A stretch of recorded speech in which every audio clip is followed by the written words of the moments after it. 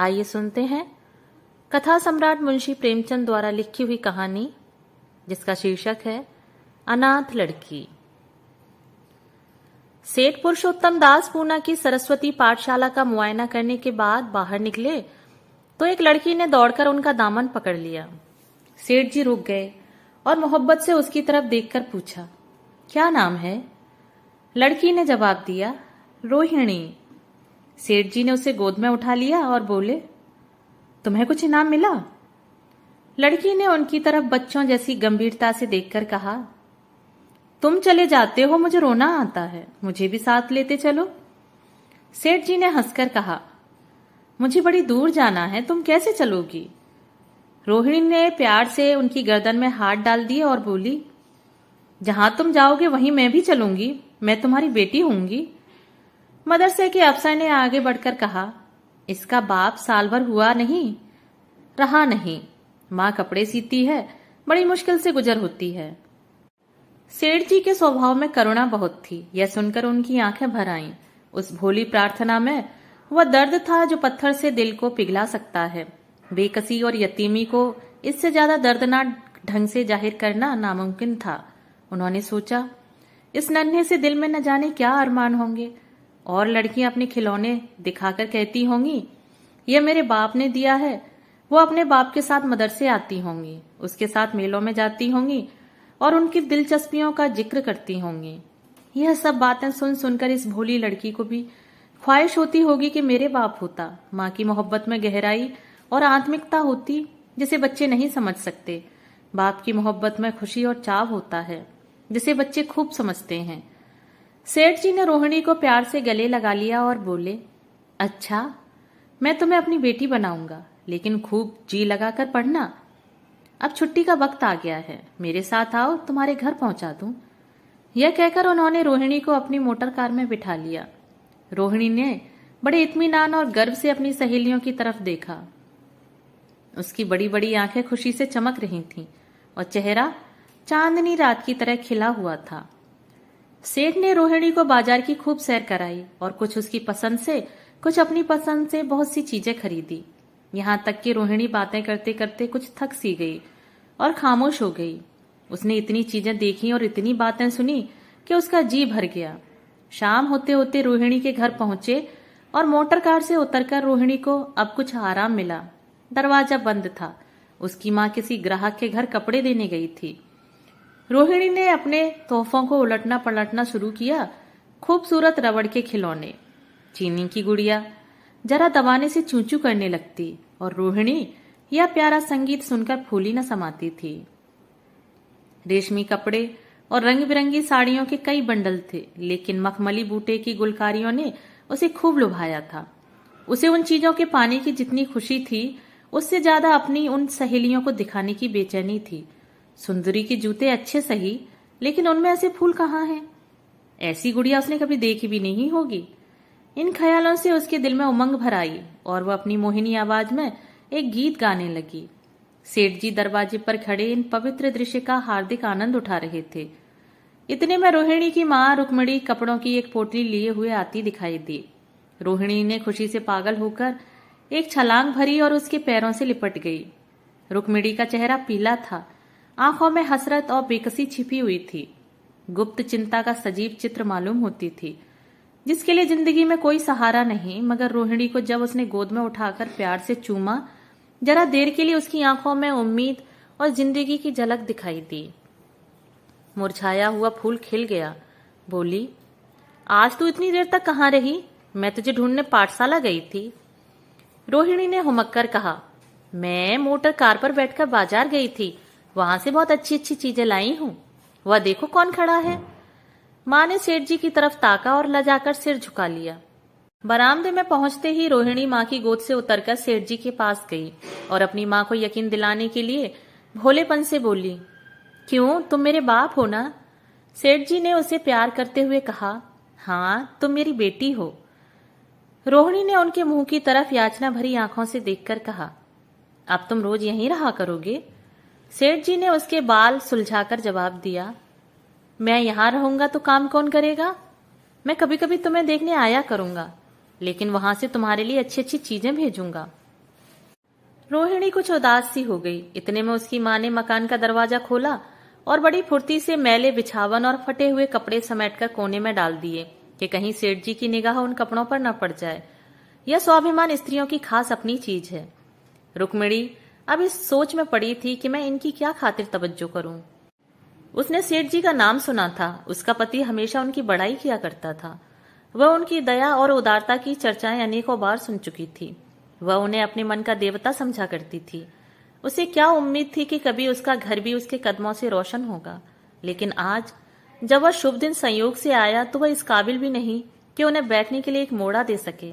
घर में पान और इलायची भी नहीं। वो अपने आंसुओं को किसी तरह रोक न सकी। आखिर जब अंधेरा हो गया और पास के ठाकुर द्वारे से घंटों और नगाड़ों की आवाजें आने लगी तो उन्होंने जरा ऊंची आवाज में कहा, बाई जी अब मैं जाता हूँ। मुझे अभी यहाँ बहुत काम करना है। मेरी रोहिणी को कोई तकलीफ ना हो। मुझे जब मौका मिलेगा उसे देखने आऊंगा। उसके पालने पोसने का काम मेरा है और मैं उसे बहुत खुशी से पूरा करूंगा। उसके लिए अब तुम कोई फिक्र मत करो। मैंने उसका वजीफा बांध दिया है और यह उसकी पहली किस्त है। यह कहकर उन्होंने अपना खूबसूरत बटुआ निकाला और रुक्मिणी के सामने रख दिया। गरीब औरत की आंखों में आंसू जारी थे। उसका जी बरबस चाहता था कि उसके पैरों को पकड़कर खूब रोए। आज बहुत दिनों के बाद एक सच्चे हमदर्द की आवाज उसके मन में आई थी। जब सेठ जी चले तो उसने दोनों हाथों से प्रणाम किया। उसके हृदय की गहराइयों से प्रार्थना निकली, आपने एक बेबस पर दया की है। ईश्वर आपको इसका बदला दे। दूसरे दिन रोहिणी पाठशाला गई तो उसकी बाकी सज धज आंखों में खूबी जाती थी। उस्तानियों ने उसे बारी बारी प्यार किया और उसकी सहेलियां उसकी एक एक चीज को आश्चर्य से देखती और ललचाती थीं। अच्छे कपड़ों से कुछ स्वाभिमान का अनुभव होता है। आज रोहिणी वह गरीब लड़की न रही जो दूसरों की तरफ विवश नेत्रों से देखा करती थी। आज उसकी एक क्रिया से शैशवोचित गर्व और चंचलता टपकती थी और उसकी जबान एकदम के लिए भी रुकती न थी। कभी मोटर की तेजी का जिक्र था, कभी बाजार की दिलचस्पियों का बयान, कभी अपनी गुड़िया के कुशल मंगल की चर्चा थी तो कभी अपने बाप की मोहब्बत की दास्तान। दिल था कि उमंगों से भरा हुआ था। एक महीने बाद सेठ पुरुषोत्तम दास ने रोहिणी के लिए फिर तोहफे और रुपए रवाना किए। बेचारी विधवा को उनकी कृपा से जीविका की चिंता से छुट्टी मिली। वह भी रोहिणी के साथ पाठशाला आती और दोनों माँ बेटियां एक ही दर्जे के साथ साथ पढ़ती। लेकिन रोहिणी का नंबर हमेशा माँ से अव्वल रहा। सेठ जी जब पूना की तरफ से निकलते तो रोहिणी को देखने जरूर आते और उनका आगमन उसकी प्रसन्नता और मनोरंजन के लिए महीनों का सामान इकट्ठा कर देता। इसी तरह कई साल गुजर गए और रोहिणी ने जवानी के सुहाने हरे भरे मैदान में पैर रखा, जबकि बचपन की भोली भाली अदाओं में एक खास मतलब और इरादों का दखल हो जाता है। रोहिणी अब आंतरिक और बाह्य सौंदर्य में अपनी पाठशाला की नाक थी। हाव भाव में आकर्षक गंभीरता, बातों में गीत का सा खिंचाव और गीत का सा आत्मिक रस था। कपड़ों में रंगीन सादगी, आंखों में लाज, संकोच, विचारों में पवित्रता। जवानी थी मगर घमंड और बनावट और चंचलता से मुक्त। उसमें एक एकाग्रता थी, ऊंचे इरादों से पैदा होती है। स्त्रियोचित उत्कर्ष की मंजिलें वह धीरे धीरे तय करती चली जाती थी। सेठ जी के बड़े बेटे नरोत्तम दास कई साल तक अमेरिका और जर्मनी की यूनिवर्सिटियों की खाक छानने के बाद इंजीनियरिंग विभाग में कमाल हासिल करके वापस आए थे। अमेरिका की सबसे प्रतिष्ठित कॉलेज में उन्होंने सम्मान का पद प्राप्त किया था। अमेरिका के अखबार एक हिंदुस्तानी नौजवान की इस शानदार कामयाबी पर चकित थे। उन्हीं का स्वागत करने के लिए बम्बई में एक बड़ा जलसा किया गया था। इस उत्सव में शरीक होने के लिए लोग दूर दूर से आए थे। सरस्वती पाठशाला को भी निमंत्रण मिला और रोहिणी को सेठानी जी ने विशेष रूप से आमंत्रित किया। पाठशाला में हफ्तों तैयारियां हुई। रोहिणी को एकदम के लिए भी चैन न था। यह पहला मौका था कि उसने अपने लिए बहुत अच्छे अच्छे कपड़े बनवाए। रंगों के चुनाव में वह मिठास थी, काट छांट में वह फवन जिससे उसकी सुंदरता चमक उठी। सेठानी कौशल्या देवी उसे लेने के लिए रेलवे स्टेशन पर मौजूद थी। रोहिणी गाड़ी से उतरते ही उनके पैरों की तरफ झुकी, लेकिन उन्होंने उसे छाती से लगा लिया और इस तरह प्यार किया जैसे वह उनकी बेटी है। वह उसे बार बार देखती थी और आंखों से गर्व और प्रेम टपक पड़ता था। इस जलसे के लिए ठीक समुद्र के किनारे एक हरे भरे सुहाने मैदान में एक लंबा चौड़ा शामियाना लगाया गया था। एक तरफ आदमियों का समुद्र उमड़ा हुआ था दूसरी तरफ समुद्र की लहरें उमड़ रही थीं। गोया वह भी इसी खुशी में शरीक थी। जब उपस्थित लोगों ने रोहिणी बाई के आने की खबर सुनी तो हजारों आदमी उसे देखने के लिए खड़े हो गए। यही तो वह लड़की है जिसने अब की शास्त्री की परीक्षा पास की है। जरा उसके दर्शन करने चाहिए। अब भी इस देश की स्त्रियों में ऐसे रतन मौजूद हैं। भोले भाले देश प्रेमियों में इस तरह की बातें होने लगी। शहर की कई प्रतिष्ठित महिलाओं ने आकर रोहिणी को गले लगाया और आपस में उसके सौंदर्य और उसके कपड़ों की चर्चा होने लगी।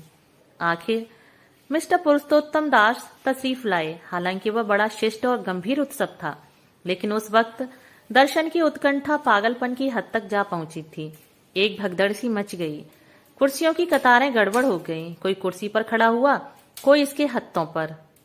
कुछ मनचले लोगों ने शामियाने की रस्सियां पकड़ी और उन पर जा लटके। कई मिनट तक यही तूफान मचा रहा। कहीं कुर्सियां टूटी, कहीं कुर्सियां उल्टी। कोई किसी के ऊपर गिरा, कोई नीचे।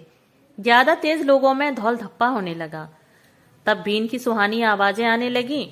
रोहिणी ने अपनी मंडली के साथ देश प्रेम में डूबा हुआ गीत शुरू किया। सारे उपस्थित लोग बिल्कुल शांत थे और उस समय वह सुरीला राग, उसकी कोमलता और स्वच्छता, उसकी प्रभावशाली मधुरता, उसकी उत्साह भरी बाणी तिलों पर वह नशा पैदा कर रही थी, जिससे प्रेम की लहरें उठती हैं और दिल से बुराइयों को मिटाती हैं और उससे जिंदगी को हमेशा याद रहने वाली यादगारें पैदा हो जाती हैं। गीत बंद होने पर तारीफ की एक आवाज न आई।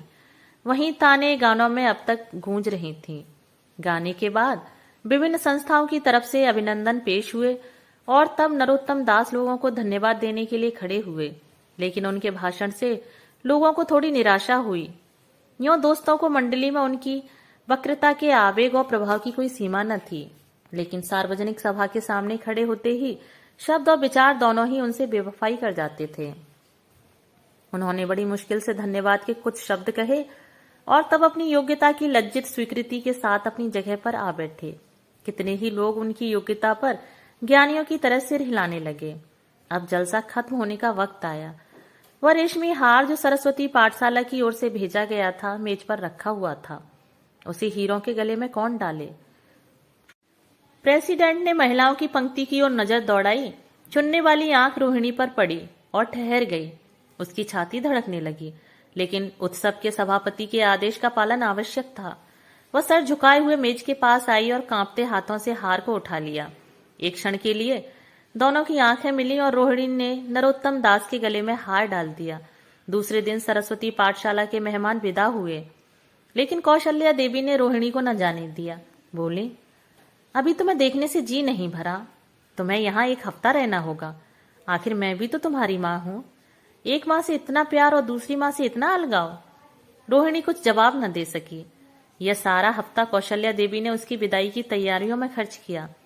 7वें दिन उसे विदा करने के लिए स्टेशन तक आई। चलते वक्त उससे गले मिली और बहुत कोशिश करने पर भी आंसुओं को न रोक सकी। नरोत्तम दास भी आए थे। उनका चेहरा उदास था।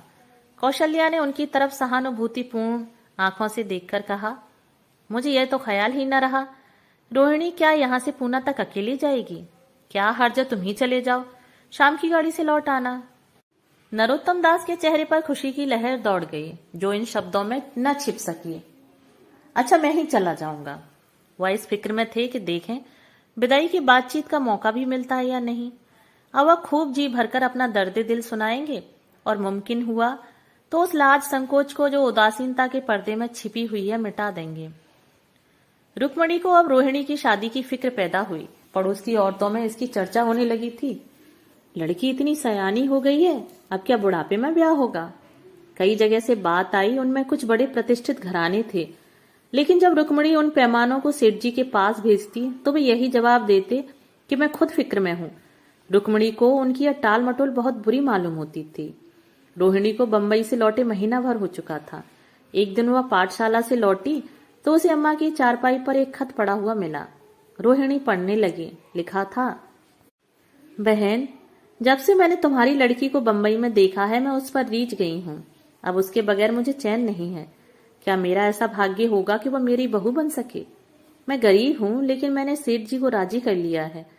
तुम भी मेरी यह विनती कबूल करो। मैं तुम्हारी लड़की को चाहे फूलों की सेज पर न सुला सकूं, लेकिन इस घर का एक एक आदमी उसे आंखों की पुतली बनाकर रखेगा। अब रहा लड़का, माँ के मुंह से लड़के का बखान कुछ अच्छा नहीं मालूम होता, लेकिन यह कह सकती हूँ कि परमात्मा ने यह जोड़ी अपने हाथों से बनाई है। सूरत में, स्वभाव में, विद्या में, हर दृष्टि से वह रोहिणी के योग्य है। तुम जैसे चाहो अपना इत्मीनान कर सकती हो। जवाब जल्द देना। और ज्यादा क्या लिखूं? नीचे थोड़े से शब्दों में सेठ जी ने उस पैगाम की सिफारिश की थी। रोहिणी गालों पर हाथ रखकर सोचने लगी। नरोत्तम दास की तस्वीर उसकी आंखों के सामने आ खड़ी हुई। उनकी वह प्रेम की बातें जिनका सिलसिला बंबई से पूना तक नहीं टूटा था, कानों में गूंजने लगा। उसने एक ठंडी सांस ली और उदास होकर चारपाई पर लेट गई। सरस्वती पाठशाला में एक बार फिर सजावट और सफाई के दृश्य दिखाई दे रहे हैं। आज रोहिणी की शादी का शुभ दिन, शाम का वक्त, बसंत का सुहाना मौसम। पाठशाला के दारो दीवार मुस्करा रहे हैं और हरा भरा बगीचा फूला नहीं समाता। चंद्रमा अपनी बारात लेकर पूरब की तरफ से निकला। उसी वक्त मंगलाचरण का सुहाना राग उस रुपहली चांदनी और हल्के हल्के हवा के झोंकों में लहरें मारने लगा। दूल्हा आया। उसे देखते ही लोग हैरत में आ गए। यह नरोत्तम दास थे। दूल्हा मंडप के नीचे गया। रोहिणी की मां अपने को रोक न सकी। उसी वक्त जाकर सेठ जी के पैर पर गिर पड़ी। रोहिणी की आंखों से प्रेम और आनंद के आंसू बहने लगे। मंडप के नीचे हवन कुंड बना था। हवन शुरू हुआ। खुशबू की लपटें हवा में उठी और सारा मैदान महक गया। लोगों के दिलो दिमाग में ताजगी की उमंग पैदा हुई। फिर संस्कार की बारी आई। दूल्हा और दुल्हन ने आपस में हमदर्दी, जिम्मेदारी और वफादारी के पवित्र शब्द अपनी जबान से कहे। विवाह की वह मुबारक जंजीर गले में पड़ी जिसमें वजन है, शक्ति है, पाबंदियां हैं, लेकिन वजन के साथ सुख और पाबंदियों के साथ विश्वास है। दोनों दिलों में उस वक्त एक नई बलवान आत्मिक शक्ति की अनुभूति हो रही थी। जब शादी की रस्में खत्म हो गईं, तो नाच गाने की मजलिस का दौर आया। मोहक गीत गूंजने लगे। सेठ जी थककर चूर हो गए थे। जरा दम लेने के लिए बगीचे में जाकर एक बेंच पर बैठ गए। ठंडी ठंडी हवा आ रही थी। एक नशा सा पैदा करने वाली शांति चारों तरफ छाई हुई थी। उसी वक्त रोहिणी उनके पास आई और उनके पैरों से लिपट गई। सेठ जी ने उसे उठाकर गले से लगा लिया और हंसकर बोले, क्यों, अब तो तुम मेरी अपनी बेटी हो गई। दोस्तों, अभी आपने सुनी मुंशी प्रेमचंद द्वारा लिखी हुई कहानी अनाथ लड़के। अगर आपको ये कहानी पसंद आई हो तो मेरे चैनल को लाइक, शेयर और सब्सक्राइब जरूर कीजिएगा। मिलते हैं एक नई कहानी के साथ। धन्यवाद।